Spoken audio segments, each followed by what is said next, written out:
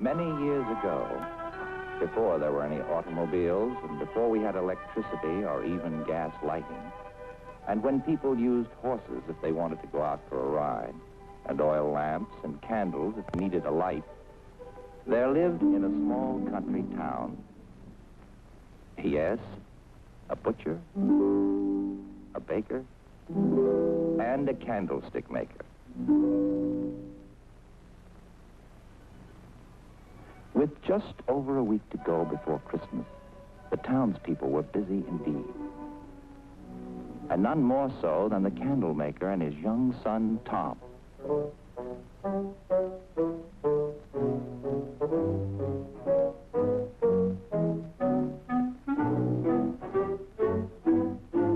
For in those days, quite small boys were expected to behave like grown men.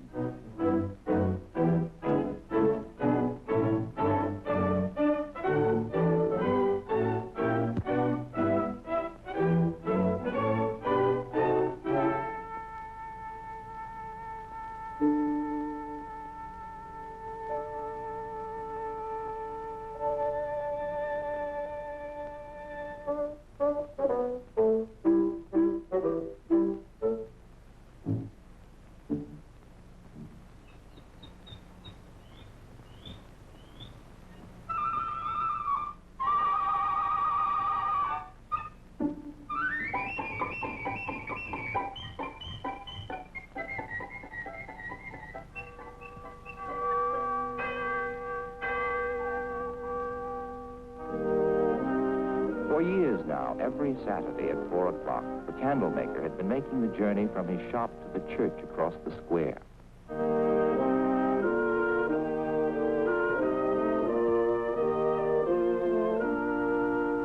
Because God had been so good to him and blessed his home and his work, he showed his gratitude by giving his finest candles to shine upon the altar as an offering to God.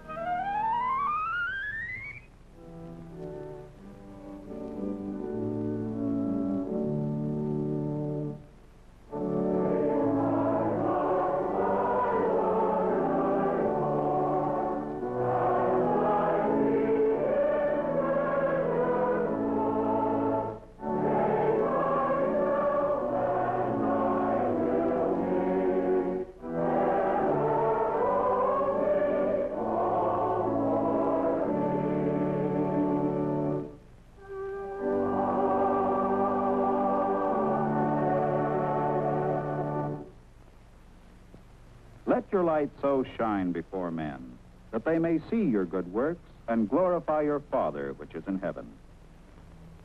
Whenever I read these words of Jesus, I think of one of our own people, our friend the candlemaker. Like a good steward, shows his love for God by giving his most beautiful candles to light the cross upon our altar. I pray that all of us will always give in this same spirit, to show our love for the Father, who blessed us with a Christ child. The family was up early next morning, for a busy week lay ahead. The candlemaker had to deliver quantities of Christmas candles of all shapes and sizes to the outlying farms and villages. Hurry up, son. Coming, Father. Now. I'm not going away forever. I'll be back on Christmas Eve, in time for service. Look after your mother, son. And there are plenty of candles to be made. Don't worry, Father. Don't forget, this week, I'm leaving you to make the second altar candle. I have made only one. And remember, both must be taken over to church by 4 o'clock Saturday. Yes, Father. Goodbye now. Goodbye. Bye. Bye, Father.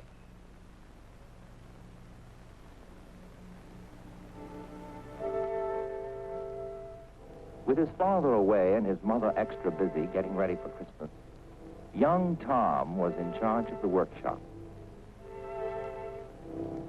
with the task of turning out many candles a day. And then there was the altar candle for the Christmas Eve service on Saturday.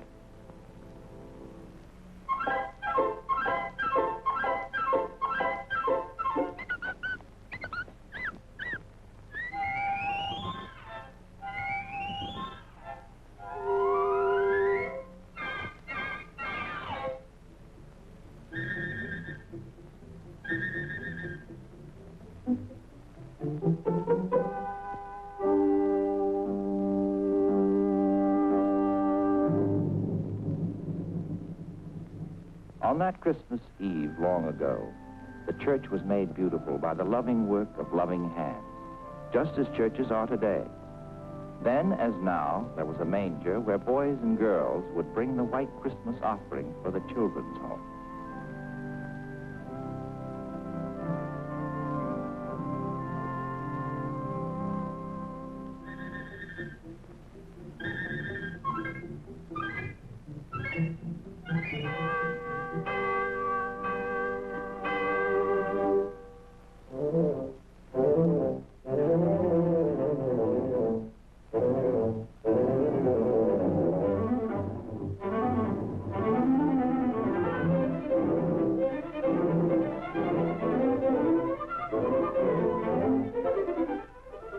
Tommy! Tom! Better get washed up for supper. Your father will be home soon. Tommy, you forgot. Run over quickly now. And be careful you don't drop them. I'm sorry I was late for the candles, Pastor. Never mind. You did do it. And just in time, too. Look who's coming.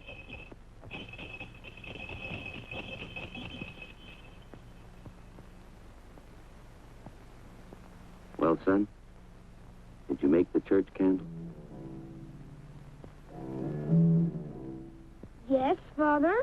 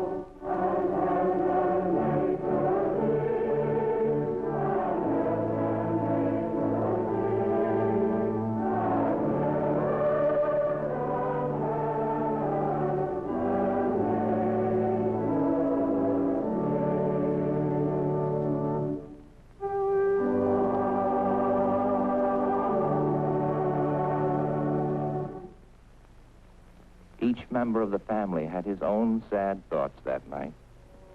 To think that a son of mine should make such a candle, a worthless candle that won't shine, and after all these years.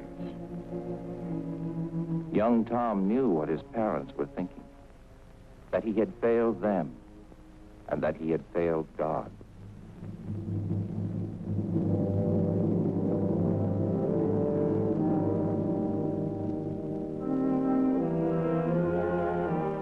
Oh, Squeaky, I'm in such trouble. I have to make the candle all over. I wish I could be made over as easily as candles. Won't be easy. Jesus will help.